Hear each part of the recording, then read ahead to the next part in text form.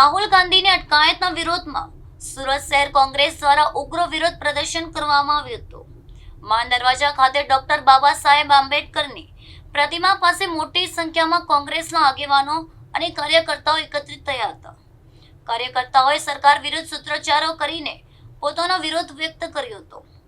કોંગ્રેસે આ કાર્યવાહી લોકશાહી પર હુમલો હોવાનું જણાવ્યું હતું. વિરોધ દરમિયાન દેશના યુવા શિક્ષિત વિદ્યાર્થીઓના હક અને અધિકારીઓની રક્ષા કરવાની માંગ ઉઠાવવામાં આવી હતી. કાર્યકર્તાઓએ લોકશાહી મૂલ્ય બચાવવા માટે અવાજ ઉઠાવ્યો હતો. વિરોધ પ્રદર્શનને પગલે સ્થળ પર ચુસ્ત પોલીસ બંદોબસ્ત ગોઠવવામાં આવ્યો હતો. પોલીસે પરિસ્થિતિ કાબૂમાં રાખવા માટે કોંગ્રેસના આગેવાનો અને કાર્યકર્તાઓને અટકાયત કરી હતી.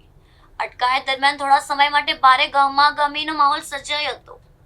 કોંગ્રેસના નેતાઓએ ભાજપ સરકારની કાર્યવાહી સામે કડક વિરોધ નોંધાવ્યો હતો. સમગ્ર ઘટનાને લઈને રાજકીય માહોલ ગરમાયો હતો.